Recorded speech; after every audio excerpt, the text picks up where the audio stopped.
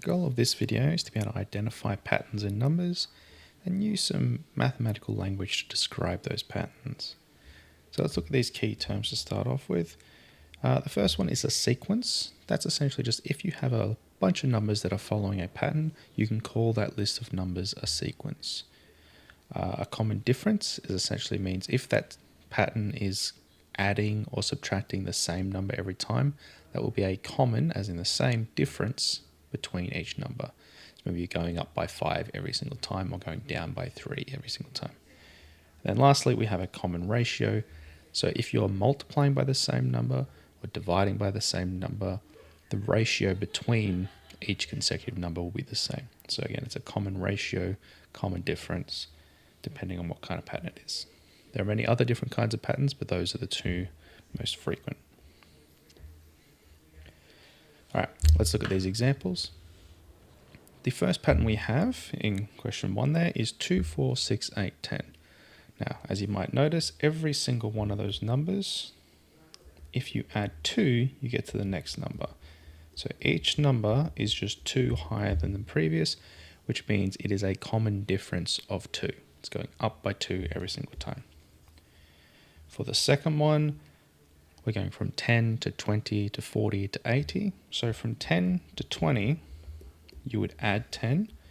But when you go from 20 to 40, you'd have to add 20, which means it's not a common difference. It must be something else.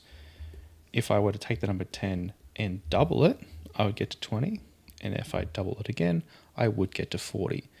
So instead of a common difference, it's a common ratio. You're multiplying by 2 each time. If I look at the third question, we're going from 100 to 50 to 25. Again, we would have to subtract 50 to get there, but then subtract 25. So it's not a common difference. We check to see if we can divide by the same number, and sure enough, we're just halving each time. We're dividing by 2, which again means it's a common ratio. And for the third one, we can see that we're starting with 230, going to 130 to 30 to negative 70. Every single time 100 is being taken away. So that's back to being a common difference again.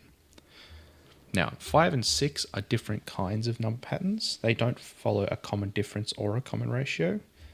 So if I go from 1 to 4 to 9, I would have to add 3, then add 5. That's not a common difference.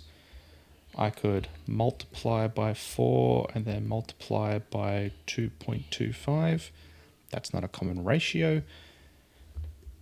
What the pattern is instead is the first number is 1 squared, the second number is 2 squared, the third number is 3 squared. So it's not a common thing between each number, but it does still follow a pattern of being all the square numbers. So some patterns are a little bit harder to identify than others, but you generally want to check for common differences or common ratios before you try anything else. Now the last one is the Fibonacci sequence, which goes 1, 1, 2, 3, 5, 8, 13, 21. This one isn't a common difference or a common ratio or the square numbers. It is an entirely new thing. Now, if you would like, you can look up what the special pattern for this sequence is. Use all the numbers that are in the sequence so far to see if you can work out what the pattern is. But yeah, so the main ones are common difference and common ratio. Quite often we'll come up with the square numbers.